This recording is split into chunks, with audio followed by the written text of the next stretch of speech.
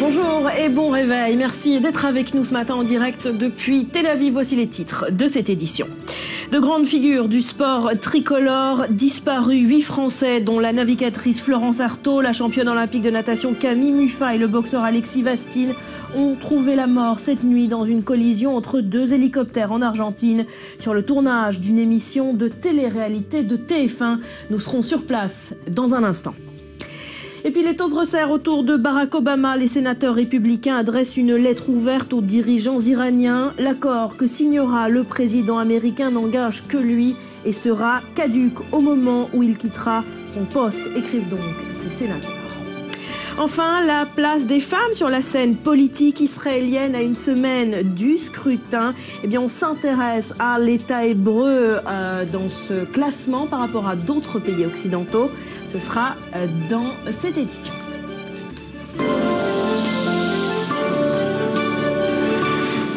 Voilà, selon les médias locaux, 10 Français auraient donc trouvé la mort dans un accident d'hélicoptère survenu cette nuit en Argentine en plein tournage d'une télé-réalité pour la chaîne TF1 et parmi eux des grands noms du sport tricolore. Rudy, Internet est en émoi ce matin.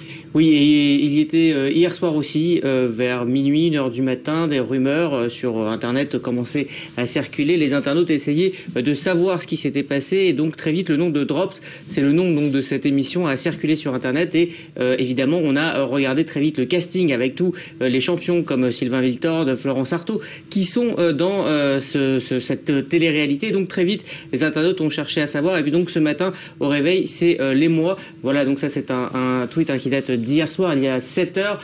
Donc on a appris cette nouvelle et puis petit à petit Twitter a essayé de mener l'enquête et donc ce matin à la confirmation il y a eu un communiqué de TF1 et de l'AFP qui a donc donné le nom des victimes. Et bien là c'est le monde du sport qui entièrement a rendu hommage aux 3 sportifs et aux 5 techniciens qui étaient dans cet accident. On a vu Teddy Riner, le judoka, on voit une autre membre de l'équipe de France Olympique avec cette photo où elle est avec Alexis Vastine. On va voir encore quelques images quelques hommages qui sont arrivés sur Twitter cette nuit. On va peut-être voir le prochain. En tout cas, voilà, Simon Fourcade aussi qui dit se réveiller au milieu de la nuit et avoir l'impression d'être en plein cauchemar. Voilà, c'est l'ambiance ce matin. Le monde du sport évidemment était complètement sous le choc. Même Denis Brognard, donc de TF1, qui travaille pour cette société de production ALP, Adventureline Production, qui produit aussi Koh-Lanta, télé-réalité dans laquelle il y a eu un drame il y a à peu près un an. Denis Brognard, lui aussi, s'est dit complètement sous le choc. Là, on voit par exemple Amaury Levaux, qui connaît bien Camille Muffat, qui a pris cette photo, qui a publié cette photo. Je me souviens de ce moment. Et donc, on termine avec Denis Brognard, qui lui aussi se dit complètement sous le choc. Il connaissait évidemment, comme tout le monde, les athlètes qui sont morts dans ce drame, mais aussi l'équipe technique qui travaillait avec eux sur ce tournage. On va essayer d'y voir plus clair avec notre correspondant en Argentine, Ryan Indy. Bonjour, merci d'être avec nous ce matin. Vous pouvez nous dire quoi exactement de la situation ? Eh bien, pour l'instant, donc on attend un petit peu. On a très très peu d'informations évidemment. Tout ça s'est passé très vite. Le crash a eu lieu vers 17h et dans la nuit, donc on a eu confirmation du nom des victimes. Et voilà, pour l'instant, évidemment, c'est une succession d'hommages et les médias argentins sont vraiment en émoi avec cette histoire. Et puis bon, c'est un peu le choc. Qu'est-ce qui s'est passé ? On se demande comment est-ce que ces 2 hélicoptères se sont crashés l'un dans l'autre. Et donc voilà, pour l'instant, donc évidemment, c'est toujours très très flou sur les circonstances de l'accident. Est-ce que ce sont des accidents qui arrivent régulièrement en Argentine ? Est-ce que les mesures de sécurité sont assez sévères dans le pays ? Les mesures, oui, c'est des mesures de sécurité internationale. En plus de ça, c'était des hélicoptères qui étaient donc homologués par la province de La Rioja et la province de Santiago del Estero, la province voisine. C'était des pilotes qui avaient beaucoup d'expérience. D'ailleurs, le gouverneur de La Rioja a donc fait part aussi du fait qu'il connaissait très bien l'un des pilotes qui est décédé dans le crash. Donc oui, effectivement, les mesures de sécurité semblerait qu'elles aient été respectées. Qu'est-ce qu'on sait, Ryan Indy, de cette société de production? On sait qu'il s'agit d'une télé-réalité pour TF1. C'est une société de production qui avait déjà connu un drame, notamment pour Koh-Lanta, avec la mort également d'un des participants. Avec la mort d'un participant, effectivement, et le suicide du médecin par la suite, qui avait créé toute une polémique. Ce qu'on sait, donc, cette société de production, c'est cette même société qui produit Koh-Lanta, Fort Boyard, qui est spécialisée donc dans les télé-réalités d'aventure. C'était la première fois qu'ils réalisaient l'émission Dropped.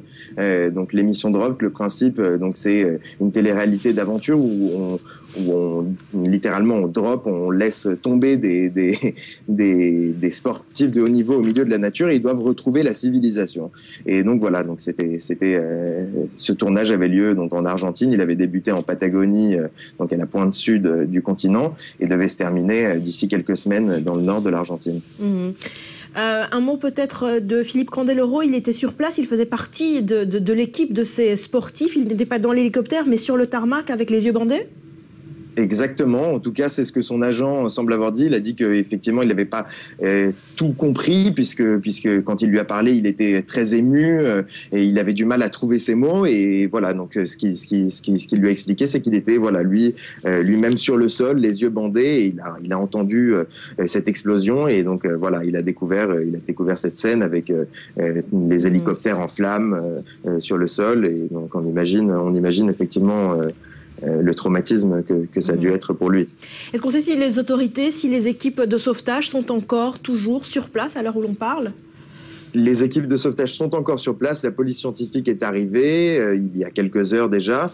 Le gouverneur a annoncé que les corps seraient retirés demain matin et qu'ils seraient emmenés donc à une trentaine de kilomètres du lieu de tournage. Donc c'est donc La Rioja qui est une province donc dans les montagnes des Andes en Argentine, et donc qui est une province assez reculée, donc peu habitée.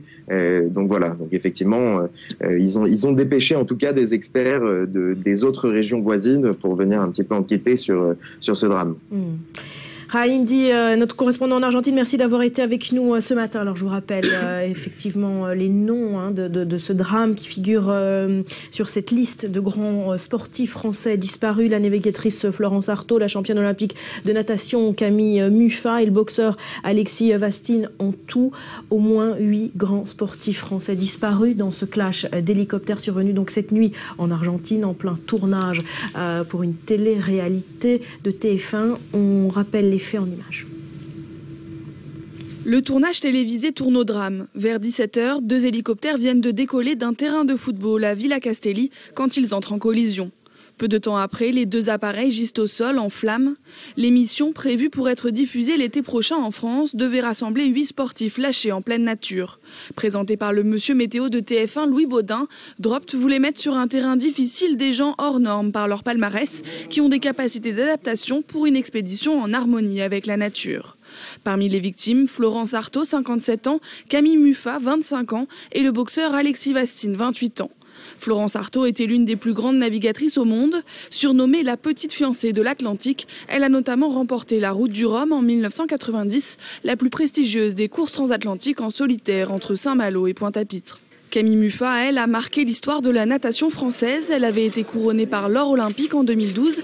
Elle s'était illustrée lors des Jeux de Londres en remportant 3 médailles, dont l'or sur 400 mètres nage libre. Cette championne discrète avait créé la stupéfaction en juin 2014 en annonçant sa retraite sportive à l'âge de 24 ans seulement, lassée par les longues heures d'entraînement dans les bassins. Alexis Vastine, dans la catégorie des super légers, a été médaille de bronze aux Jeux Olympiques de Pékin en 2008.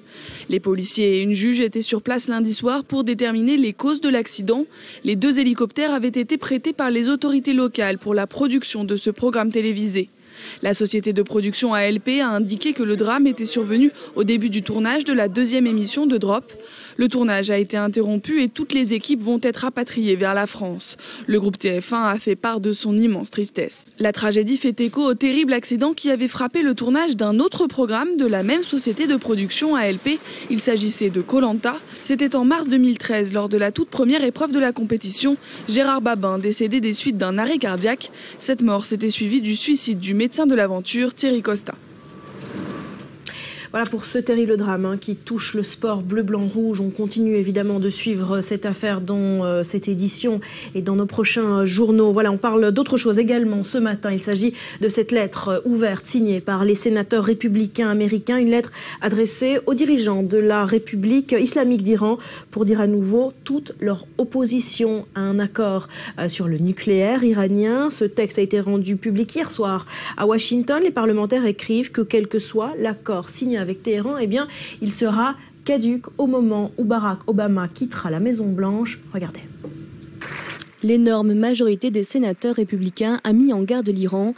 Même si un accord sur le nucléaire était trouvé avec Barack Obama, chef de file des négociations, il devra être validé par le Congrès américain. Fait exceptionnel, ils ont prévenu directement l'Iran dans une lettre ouverte sans passer par l'intermédiaire du président des États-Unis. Une initiative parlementaire vivement dénoncée par la Maison-Blanche et qui pourrait faire capoter les discussions. Je décrirais cette lettre comme étant dans la continuité d'une stratégie partisane pour saper la capacité du président à conduire une politique étrangère qui fasse progresser nos intérêts sécuritaires à travers le monde. Cette lettre ouverte a été publiée alors que l'AIEA est arrivée ce lundi à Téhéran. L'Agence internationale de l'énergie atomique a entamé des discussions et poursuit son enquête sur les capacités nucléaires de l'Iran, qui avait accepté en 2013 de jouer le jeu de la transparence. Nous avons annoncé à plusieurs reprises, à la fois dans des déclarations, par écrit et lors de réunions, que nous sommes disposés à donner accès au site aux inspecteurs de l'AIEA. L'Iran et le groupe de discussion composé de grandes puissances occidentales se sont donnés jusqu'au 24 mars pour trouver un accord qui pourrait être valable pendant 10 ans. Et bonjour à notre panel, bonjour Cyril, bonjour Dror et bonjour à notre invité Emmanuel Navon, professeur de relations internationales à l'Université Tel Aviv. Merci d'être avec nous. Alors dans quelle mesure cette lettre va influencer directement les négociations actuelles ? D'abord, cette lettre contredit certaines affirmations qu'on avait entendues après le discours ou avant le discours de Netanyahou, à savoir qu'il n'aurait aucun effet. Apparemment, il a eu un effet pour le meilleur ou pour le pire, selon les positions de chacun. Mais si le Congrès américain envoie une telle lettre, c'est que le discours de Netanyahou a eu un effet. Et lorsque l'on parlait également des pouvoirs, du pouvoir exécutif et du pouvoir judiciaire aux États-Unis pour approuver un tel accord, là, le pouvoir judiciaire américain dit c'est nous qui devrons autoriser un tel accord. Et par conséquent, si le président Obama signe un accord qui ne nous convient pas à nous, sachez que dans 1 an et demi, lorsqu'il ne sera plus... Oui, le pouvoir législatif, en fait, le Congrès dit cela n'engage pas les États-Unis comme pays si cet accord ne nous convient pas à nous, pouvoir législatif. Est-ce que ça pourrait resserrer les positions des Iraniens qui comprendraient finalement que cet accord ne pourra pas être valable dans 1 an et demi ? Je pense que si effectivement l'accord qui se dessine est un accord qui, comme on en avait parlé, à la fois préserve les capacités nucléaires iraniennes et en fait de l'Iran un État seuil à 1 an de la bombe et dans 10 ans finalement toutes les restrictions seront levées. C'est ça plus ou moins que Netanyahou était venu critiquer. Là, effectivement, le Congrès annonce à l'Iran, eh bien, sachez que si ça c'est l'accord, cela n'engage pas finalement les États-Unis, donc ça change effectivement toutes les négociations. Alors, il faut quand même rappeler que les négociations sont entrées dans leur phase décisive. La date butoir, c'est à la fin du mois de mars. Kerry rencontrera une nouvelle fois son homologue iranien ce dimanche à Lausanne, en Suisse.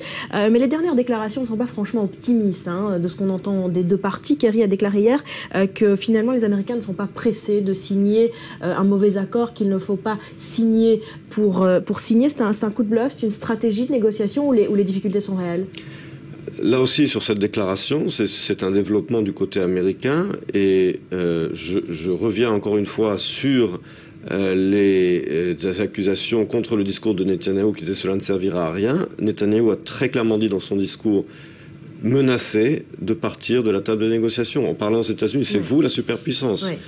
Apparemment, Kerry l'a écouté. Vous attribuez cette hausse de ton à Benjamin Netanyahou. Vous savez, quand on dit soit on dit ça ne sert à rien, et alors quand ça sert à quelque chose, on dit mais finalement c'est pas à cause de lui, je ne sais pas. Mais en tout cas, je vois aujourd'hui que aussi bien le Congrès envoie cette lettre, le président et le secrétaire d'État disent, vous savez, On ne signera pas n'importe quel accord.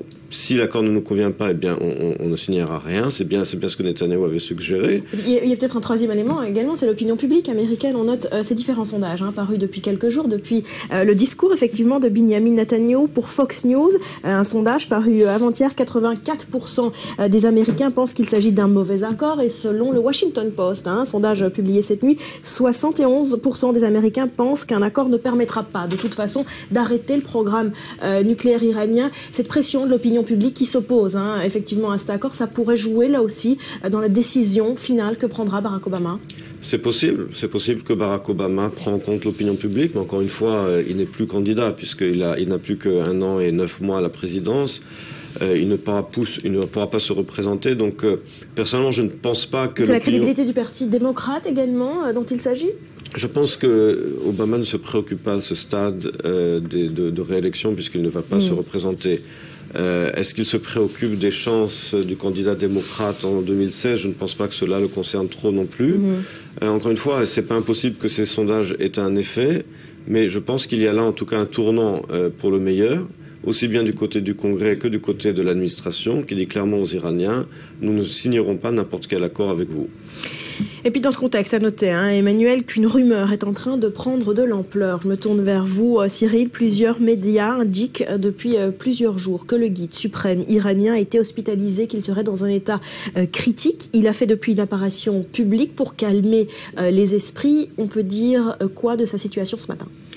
Très difficile à savoir, évidemment, puisque c'est l'état de santé du guide suprême est évidemment gardé secret, même si les médias officiels iraniens s'en défendent. Certains médias occidentaux le donnaient même pour mort ce week-end. Toujours est-il que cette annonce sur l'état de santé de l'ayatollah Khamenei intervient en pleine négociation, vous en parliez, avec l'Occident sur le nucléaire iranien. Or, vous le savez, si les négociations sont menées par le président Hassan Rouhani, c'est le guide suprême et lui seul qui doit prendre la décision de signer ou non cet accord avec le groupe des 5+1. Alors, la question que se posent tous les observateurs ce matin, c'est la suivante. S'il se sait condamné, Khamenei voudra-t-il rester aux yeux de la population comme celui qui a réussi à lever finalement les sanctions occidentales sur son pays, ou bien voudra-t-il rester fidèle à cet esprit de la révolution islamique si cher à son prédécesseur, l'ayatollah Khomeini. C'est effectivement la question que tout le monde se pose. On va peut-être regarder quelques images que vous avez préparées. Voilà, donc qui sont les successeurs potentiels au cas où les jours d'Ali Khamenei seraient comptés. Bien, celui qui est le mieux placé, semble-t-il, c'est Hachemi Charoudi, qu'on voit ici à gauche sur cet écran. Un ayatollah de 66 ans, plutôt modéré, même s'il est proche d'Ali Khamenei. Il préside actuellement l'Assemblée des experts. Vous savez, c'est ce conseil de 86 religieux chiites chargé de choisir le guide suprême. Autre possibilité pour prendre la suite de Khamenei, le radical Ahmad Khatami, c'est l'imam de la grande mosquée de Téhéran dont les prêches, dit-on, du vendredi sont très appréciés par le clergé chiite iranien. Et puis les deux derniers présidents de la République islamique, Akbar Hachemi, Rafsanjani et Hassan Rouhani, pourraient aussi être tentés par le poste, mais ils seraient jugés trop modérés et surtout pas assez qualifiés sur le plan religieux. Il faut s'attendre à une guerre de succession? Alors pas vraiment, la passation de pouvoir devrait, si elle avait lieu évidemment, devrait se faire dans la douceur, sans grand chamboulement. Une figure de compromis pourrait même être désignée pour éviter l'instabilité politique, comme ça avait été le cas d'ailleurs après la mort en 89 de l'ayatollah Khomeini. La succession s'était faite sans encombre et une figure de compromis qui est donc Ali Khamenei avait été choisi pour éviter l'instabilité politique. Une chose est sûre, c'est que même s'il existe finalement effectivement une crise entre réformateurs et conservateurs en Iran, on voit mal comment l'Iran reviendrait à un isolement international après avoir montré une certaine disposition au dialogue avec l'Occident et surtout à ce jour en avoir largement tiré profit. Alors, vous êtes plongé sur la figure de cet ayatollah Khamenei. On va regarder ça en images. Qui est-il et que signifierait sa disparition? Pas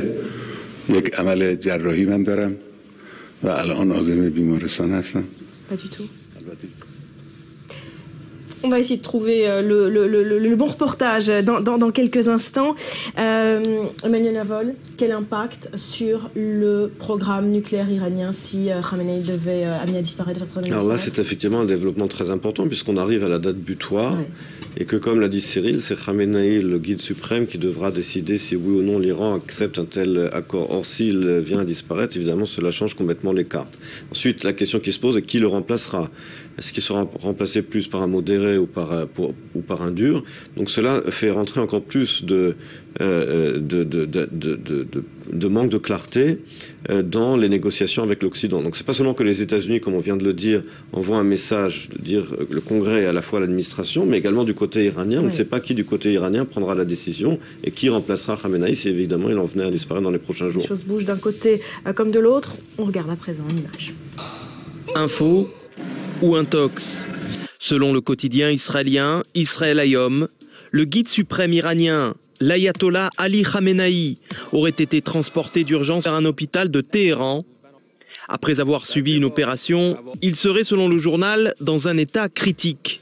La semaine dernière déjà, le quotidien Le Figaro affirmait qu'Ali Khamenei était atteint d'un cancer de la prostate de stade 4. Selon des informations obtenues par le journal auprès des services de renseignement occidentaux, l'espérance de vie du guide suprême, âgé de 76 ans, serait évaluée à 2 ans. Un diagnostic plus grave que prévu, établi en septembre dernier, après une ablation partielle de la prostate. À l'époque, les journaux iraniens s'étaient alors fait l'écho du succès de l'intervention chirurgicale. Sur cette vidéo officielle, on aperçoit même le guide spirituel, en pleine promenade de santé dans les montagnes de Téhéran. Depuis l'opération, c'est la première fois que je peux venir dans les montagnes. C'est le conseil de mes médecins qui m'ont dit qu'il est bon de marcher dans les montagnes, que c'est bon pour le corps. Mais depuis les apparitions publiques de celui qui a succédé à l'ayatollah Khomeini et qui dirige l'Iran depuis un quart de siècle se font de plus en plus rares. Les médias officiels se contentant de distiller ces photos avec parcimonie. S'il venait à se dégrader davantage, l'état de santé d'Ali Khamenei pourrait avoir un impact sur les négociations avec le groupe des 5+1, car lui, et lui seul, est mandaté pour valider tout accord avec l'Occident. Et on parle politique israélienne à présent, à tout juste une semaine du scrutin. Eh bien, un des enjeux de cette élection est celui de l'origine ethnique des candidats, peut-être plus que le clivage traditionnel gauche-droite. Eh bien, la distinction séfarade, ashkénaze est plus présente que jamais dans un Israël pourtant qui tente de s'en défaire. Dror, est-ce que c'est devenu un enjeu crucial pour cette élection? Crucial, je ne sais pas. En tout cas, dans ce scrutin, dans cette campagne électorale, on a remarqué que cette question avait refait son apparition de manière un petit peu inattendue. Et je vous ramène, Barbara, à ce qui s'est passé samedi soir, un grand rassemblement de la gauche israélienne, place Rabin, à Tel Aviv, avec plusieurs intervenants. On a beaucoup parlé de l'intervention de Meir Dayan. Et puis on commence à beaucoup parler de l'intervention d'un écrivain, un certain Yair Garboz, militant de gauche, assez connu en Israël, relativement connu en Israël, qui s'est lancé dans son discours à une attaque en règle contre ce qu'il appelle une poignée d'Israéliens qui sont des fanatiques religieux ou des ultranationalistes, hein, je cite à peu près ces termes, donc fanatiques religieux, ultranationalistes, policiers corrompus, les policiers qui se livrent à des pratiques d'harcèlement sexuel, etc. Et dans cette longue liste d'Israéliens à rejeter ou à bannir et qui ont pris le pouvoir selon Yair Garboz, cette catégorie de personnes vous propose de l'écouter. מנשקי הקמאות עובדי האלילים והמשתחווים ומשתטחים על קברי קדושים רק קומץ, אפילו המטרידים המיניים והאנסים קומץ, והשוטרים שסרחו והשקרנים ששיקרו אינם מעידים על הכלל. אם כל אלה רק קומץ, אז איך זה שהקומץ שולט בנו? איך זה שבאין מרגיש ובאין מפריע הוא הקומץ נעשה לרוב? איך קרה שלהיות קומץ הרסני זה מדבק כל כך?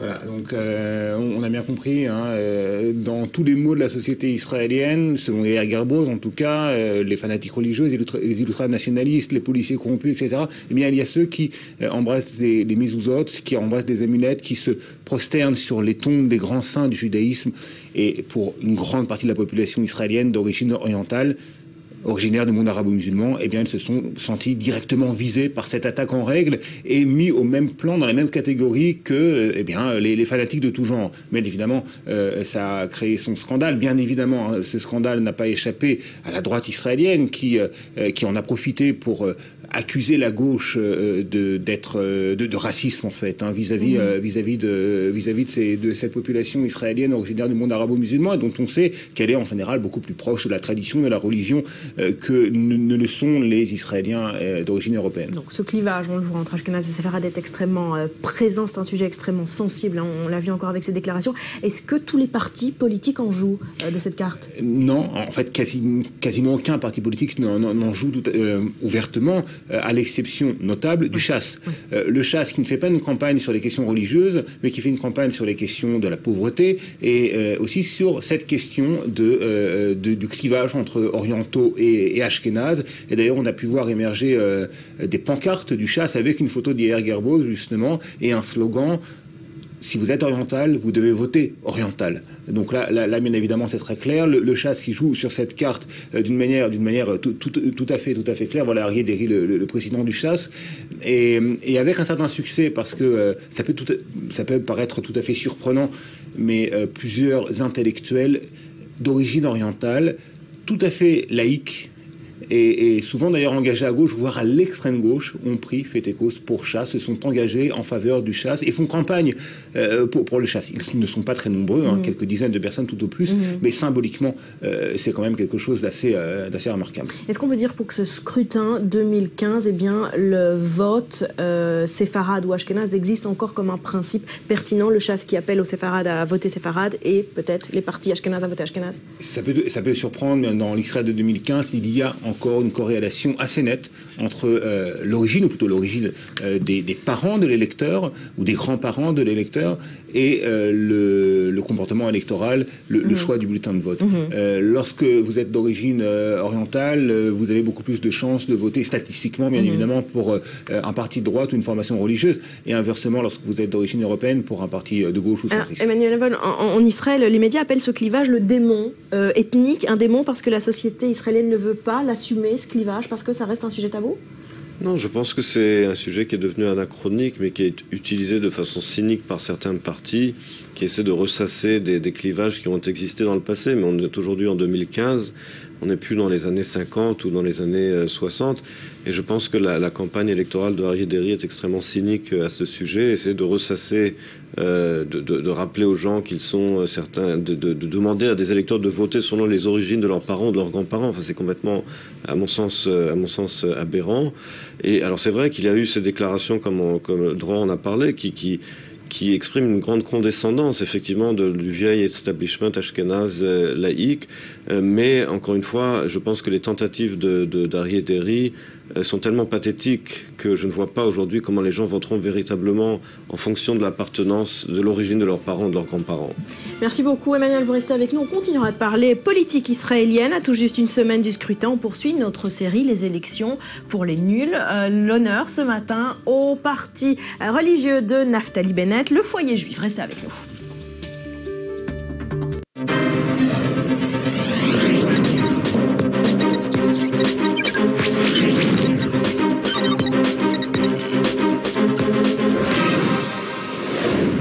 Les élections israéliennes approchent à grands pas, vous l'aurez compris, nous sommes à 8 jours du scrutin. On va continuer évidemment de parler politique israélienne avec vous, Emmanuel Navon, avec vous, Rudy, et dans un instant avec votre série Les élections pour les nuls. Mais avant ça, on commence avec vous, Maurice, tous les jours. Désormais, vous venez nous présenter votre journal de campagne, les 3 infos du jour à ne pas manquer. Alors, la première qu'il ne fallait pas manquer, c'est un sondage publié par la radio de l'armée, Galet Tzahal, qui affirme que les Israéliens sont opposés à un gouvernement d'union nationale. 53% des électeurs juifs israéliens, selon Galet Tzahal, ne veulent pas d'un gouvernement Netanyahou-Yitzhak Herzog. Seuls 23% y sont favorables et 24% n'ont pas d'avis. Alors, l'opposition à un gouvernement d'union traverse les champs politiques. À droite et à gauche, l'opposition est forte, entre 60 et 66%. Seuls les centristes se laissent un peu plus séduire par ce genre d'idées. En tout cas, le sondage a été effectué après que le président de l'État, Reuven Rivlin, ait laissé entendre qu'il conseillerait un gouvernement d'union nationale à tous les candidats.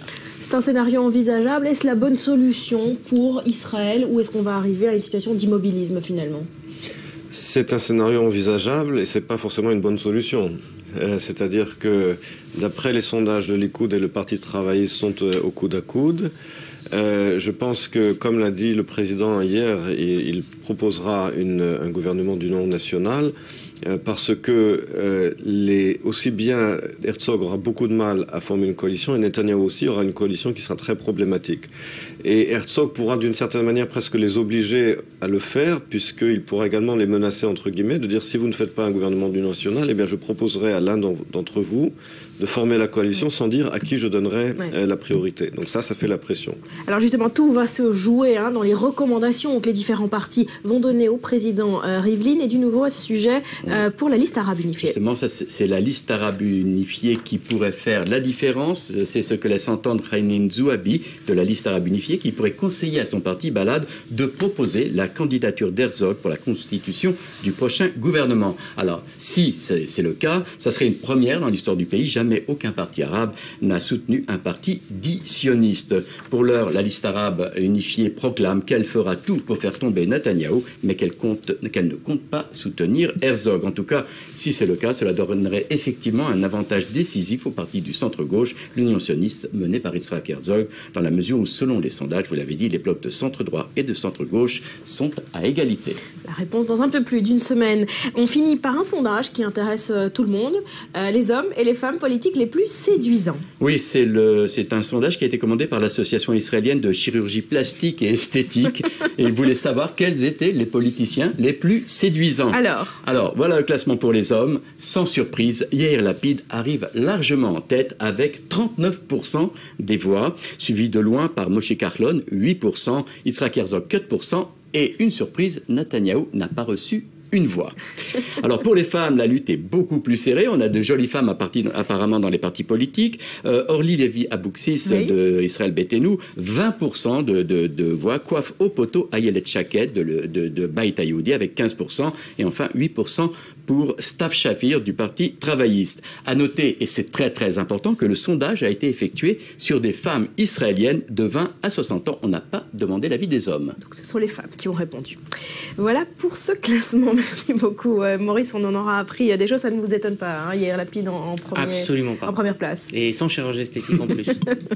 Allez, une semaine discrète. On poursuit donc notre série Les élections pour les nuls. Chaque matin, Rudy, vous venez nous présenter un parti en lice pour qu'on comprenne un petit peu mieux son programme politique. Et ce matin, c'est le tour du parti de Naftali Bennett, le Foyer Juif. Oui, Naftali Bennett, c'est un surdoué des médias. C'est à la base un golden boy qui revend sa start-up. C'est un ex du Likoud et il prend la tête du Foyer Juif et va rénover complètement l'image de ce parti qui à la base est un parti religieux au point de devenir un des challengers officiels de Bibi. Il incarne finalement aujourd'hui, en tout cas c'est ce qu'il veut, incarner la vraie droite et ses sorties sans concession font de lui une sorte d'animal médiatique. Il est d'ailleurs l'homme politique le plus israélien, le plus recherché sur Google Israël. Ça prouve toute l'excitation qu'il y a autour de ce personnage que je vous propose de découvrir en images. Israël est un pays compliqué et encore plus en période d'élection. Alors pour y voir plus clair, ouvrons aujourd'hui le programme de Beit Hayoudi, le Foyer Juif. Un parti religieux, nationaliste et ultralibéral, pas forcément influent, mais ça c'était avant l'arrivée à sa tête en 2012 de son actuel leader, Naftali Bennett, 42 ans, né de parents américains et connu pour avoir revendu sa start-up 100 millions de dollars. Au lieu de prendre une retraite dorée, le Golden Boy se lance en politique en 2006, d'abord auprès de Bibi au Likoud, avant de prendre la tête du Foyer Juif, un parti sioniste religieux, lui-même addition de plusieurs petits partis. En bon patron de start-up, Bennett modernise l'image du Foyer Juif et le fait passer de 3 sièges en 2009 à 12 en 2012, ce qui le propulse ministre de l'Industrie, du Commerce et de l'Emploi. Et pour cette campagne version 2015, Bennett donne de sa personne et se déguise dès les premiers jours en hipster pour faire passer son message nationaliste « Arrêtons de nous excuser et aimons Israël ». Mais au-delà de la com, il y a le programme. Un programme qui s'assume à droite toute. Pour Bennett, Israël est un État juif avant tout et doit s'affirmer comme tel. Il est donc pour un renforcement de l'enseignement religieux dans les écoles. L'école imaginée comme base pour réduire les inégalités abyssales en Israël. En substance, donner les mêmes chances à tous pour ensuite laisser les bambins concourir, une sorte de libéralisme version gomme et crayon. Le libéralisme aussi contre la vie chère, pour lui plus de concurrence est la solution pour faire baisser les factures des Israéliens. Sans surprise, pour régler le conflit israélo-palestinien, Bennett préconise de ne rien lâcher. Toute concession faite aux Palestiniens est vue comme contre-productive et la création d'un État palestinien serait, selon le foyer juif, un suicide national. Côté société, la ligne du foyer juif est elle aussi marquée à droite au programme, lutte contre l'immigration clandestine et contre le mariage gay. En résumé, Bennett, c'est la droite qui s'assume et un leader charismatique bien que contesté pour son franc-parler. Un challenger pour Netanyahou qui pourrait une fois de plus se muer en cas de coalition en allié. Voilà, le golden boy de la politique israélienne, il sait où il va, Naftali Bennett, et il faut quand même noter qu'il s'est imposé une règle d'or pendant toute cette campagne. Aucune critique à l'égard de Binyamin Netanyahou, aucune attaque frontale pendant toute la campagne, c'est le seul à le faire. Hein. Promesse qu'il a brisée cette semaine, je vous le rappelle, puisque après que Nahum Barnea du Yediot Achronot ait sorti ce mensonge grossier sur le document qui a été nié ensuite par Denis Ross lui-même, Bennett a tout de suite tiré toutes ses cartouches en disant vous voyez c'est ça le Likoud donc il faut voter pour moi. Donc cette promesse... En tout cas il n'a pas joué comme les autres partis sur tous les scandales à répétition contre Binyamin Netanyahou, sur le discours au congrès de Binyamin Netanyahou que les autres partis lui ont reproché. Lui, Naftali Bennett, était le seul à avoir fait le voyage avec le Premier ministre. Oui, alors là-dessus effectivement, parce qu'il faut bien comprendre aussi que les différences idéologiques entre lui et le Likoud sont minimes. Après tout, il est lui-même issu du Likoud, c'est un ancien du Likoud, et je dirais même qu'à la limite, le fait qu'il soit au Beit HaYehudi, c'est ça qui est artificiel, parce qu'il s'est retrouvé là-bas presque par opportunisme. C'est un vrai... Il est plutôt du Likoud, en fait. Et donc, idéologiquement. Oui, idéologiquement. Et il s'est retrouvé au Beit HaYehudi aussi à cause de la haine qu'il porte peut-être au Premier ministre, ou plutôt que le Premier ministre et son épouse lui portent. C'est plutôt pour des raisons personnelles, effectivement, qu'il a quitté le Likoud. Il pensait créer son propre parti aux précédentes élections en 2013, et au moment de créer son propre parti, les élections finalement ont été repoussées, et c'est là qu'on lui a proposé, que l'ancien ministre Uri Orbach, qui est ancien journaliste qui est décédé récemment, lui a proposé de venir au Beit HaYehudi. Et donc il a amené avec lui également Ayelet Shaked, qui était membre du comité central du Likoud, et ils ont essayé de faire une espèce de modernisation du Beit HaYehudi, mais on voit qu'il a du mal à le faire parce que c'est quand même un parti qui reste un parti religieux, très sectoriel, et qui ne le laisse pas tirer le parti vers un deuxième Likoud. Et on a vu ça avec sa tentative échouée de nommer un ancien footballeur sur la liste. Ça n'est pas passé du tout. Donc si vous voulez, lui, il veut faire d'un parti religieux un parti de tout le monde, un parti comme le Likoud, mais ça ne marche pas, ça a une limite. On voit dans les sondages qu'il plafonne à 11-12 sièges. Il y a là un véritable... Il est à 12 sièges, donc il stagne en fait. Hein. Il stagne parce que cette stratégie a ses limites. Alors justement, on a vu les visages, hein, vous en parliez de cette liste du foyer juif. Sur le fond, finalement, on lui a reproché d'avoir emballé un parti opposition radicale dans un packaging ouvert, moderne, avec des visages tels que vous l'avez dit, Ayelet Shaked. Son idéologie est restée celle du sionisme religieux classique ? Encore une fois, il ne vient pas du sionisme religieux classique, il vient du Likoud, et il sait, d'une certaine manière, il a atterri sur un parti religieux, sur un parti nationaliste religieux. Est-ce qu'il essaye de faire taire les figures les plus radicales, ce parti ?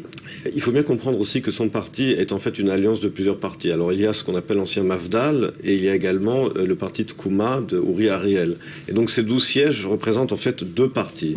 Il essaie effectivement, alors il tient aujourd'hui un discours qui est plus à droite que le Likoud, mais on sent qu'il y a quelque chose qui n'est pas très naturel là-dedans, si vous voulez, et que c'est un ancien du Likoud qui est arrivé là-bas par opportunisme, qui a réussi effectivement à faire monter le Parti national religieux, enfin cette union de partis national religieux à 12 mandats, mais tous les sondages qui parlaient il y a un mois de 17 sièges, 7 sièges, tout ça s'est effondré comme un soufflet, parce que c'est contre nature. Voilà, il a atteint son plafond de verre, enfin c'est ce qu'on verra. Je pense que oui, et je pense qu'il n'est pas exclu qu'il revienne au Likoud le jour venu, parce qu'au bout du compte, quiconque a des ambitions politiques nationales doit les avoir dans un des deux grands partis. Il se voit Premier ministre, Naftali Bennett. Je pense que lui se voit Premier ministre, et je pense que si tel est le cas, il devra revenir au Likoud, c'est très clair. Maurice. Moi, je crois qu'il faut aussi voir que ce parti, Abait Hayoudi, est assez indomptable dans une certaine mesure parce que c'est le roi des alliances. On se souvient que dans le précédent gouvernement, Naftali Bennett avait fait une alliance totalement surprise avec Yair Lapid et qu'il marchait pratiquement sur les mêmes thèmes, la conscription pour tous, le droit au logement, les avancées sociales, par exemple les positions de Yair Lapid sur l'économie et sur des problèmes sociaux comme ceux des homosexuels sont assez importantes. Je veux dire, donc il est malgré tout capable de faire des alliances avec d'autres partis qui ne sont pas nécessairement des partis religieux. On l'a dit, sur la question du conflit israélo-palestinien, les positions du foyer juif sont extrêmement tranchées. En gros, l'idée de Naftali Bennett, c'est aucune concession, vous l'avez dit, et la solution proposée, l'annexion à Israël des grands blocs d'implantation dans les territoires. Est-ce que c'est une idée qui est en train de faire son chemin dans le consensus israélien ? Il parle plus exactement d'annexer les territoires C des accords d'Oslo, c'est-à-dire les territoires qui sont restés sous le contrôle israélien, contrairement aux territoires A et B qui sont sous le contrôle de l'autorité palestinienne. Mais il faut bien comprendre quelque chose. Pour annexer, il faut une majorité à la Knesset. Ce n'est pas avec ses 12 députés qu'il va annexer, qu'il va faire passer une telle loi. Donc ce sont des propositions qui sont vraiment des propositions en l'air, puisque, et en plus de cela, juridiquement, cela ne changera quasiment rien sur le terrain, parce que même si Israël annexait les territoires C, quel sera le changement? Je veux dire, donc encore une fois, il ne parle pas d'un État binational dans la mesure où il ne parle pas de donner la citoyenneté aux résidents arabes de Judée-Samarie, mais encore une fois, pour annexer, il faut une majorité. Cette majorité n'existe pas puisque le foyer juif n'a que 12 députés. En tout cas, tant le foyer juif que le Likoud a toujours clamé haut et fort qu'il fallait construire dans les territoires, poursuivre cette construction. On a voulu entendre les Israéliens sur cette question. Betsa Besselem leur a posé la question suivante. Israël a-t-il raison de poursuivre ou non la construction dans les territoires? Regardez. הסיכוי היחיד של מדינת ישראל להישאר מדינה יהודית ודמוקרטית זה אם תקום מדינה פלסטינית. מדינה פלסטינית צריכה לקום בלי שיהיו בה התנחלויות. אז לבנות, את מי שאחר כך צריך לפנות, אין טעם בעיניי. בכל זאת יש אנשים שגרים שם, אז כאילו... זה קצת קשה לענות. כל עוד הם שלנו, אז זה בסדר להמשיך לבנות שם, כל עוד זה החלטת ממשלה, עוברת רוב. צריך להפסיק, אני חושבת שקודם כל זה לא חוקי, הבנייה בהתנחלויות, ומעבר לזה זאת פגיעה מאוד מאוד אמיתית בזכויות של אנשים אחרים. שצריך לחתור בכל דרך לשלום ולשקט. זה לא שלנו. אם יש שכונה והיא מתפתחת וזה במקום כמו אריאל למשל, נראה לי כן שאפשר להמשיך לבנות, אבל לא באופן עקרוני לא. עד שלא יהיה איזושהי החלטה לגבי מה זה שטחים, לא צריך לבנות שם. אפשר לקבוע עובדות בשטח. זה חלק מתהליך של כיבוש, הוא הולך ונהיה יציב יותר וקבוע יותר ככל שהזמן חולף. אני לא חושבת שצריך לתת הרבה כסף לבנות בשטחים, צריך לבנות את הצפון והדרום והפריפריה, אבל אני חושבת שאנשים שגרים שם יש זכות להיות שם. לא תורם, אני חושב שצריך לבנות פה בתוך המדינה לאנשים שאין להם בתים ולזוגות צעירים, שיהיה יותר קל. Quelle est la logique israélienne, Emmanuel Naval, en poursuivant cette construction dans les territoires? La même qui était celle des premiers colons qui sont arrivés au 19e siècle pour construire à Jaffa et à Tel Aviv. Autrement dit, si on veut une présence juive, il faut construire. Maintenant, c'est vrai qu'il n'y a jamais eu véritablement une stratégie d'ensemble. Concernant la Judée-Samarie. Je vous rappelle que les premiers à construire, ça a été les partis travaillistes. C'était le parti travailliste dans les années, fin des années 60 et années 70, pour des raisons sécuritaires essentiellement dans la vallée du Jourdain. Et ensuite, dans les gouvernements du Likoud, ça s'est étendu au reste de la Judée-Samarie. Mais encore une fois, aujourd'hui, le véritable désaccord, c'est entre ce qu'on appelle les blocs de construction sur lesquels il y a un accord assez large et les constructions plutôt isolées. Mais là aussi, il faut bien comprendre, il faut bien voir l'arbre qui ne cache pas ou qui cache la forêt. Lorsqu'Israël a suggéré de retirer toutes ces implantations, ça n'a pas amené la paix. On a vu que dans la bande de Gaza, leur retrait comment ça a mené la paix. Donc il faut voir les choses en perspective également. Voilà, il reste à savoir ce que la gauche proposera si effectivement elle remporte ces élections. Merci beaucoup Emmanuel Navon d'avoir été avec nous. Merci Rudy. Merci Maurice. On se retrouve après un nouveau journal puisqu'on parlera notamment de la place des femmes sur la scène politique israélienne. Où se place l'État hébreu par rapport à d'autres pays occidentaux? Réponse à suivre donc après un nouveau journal.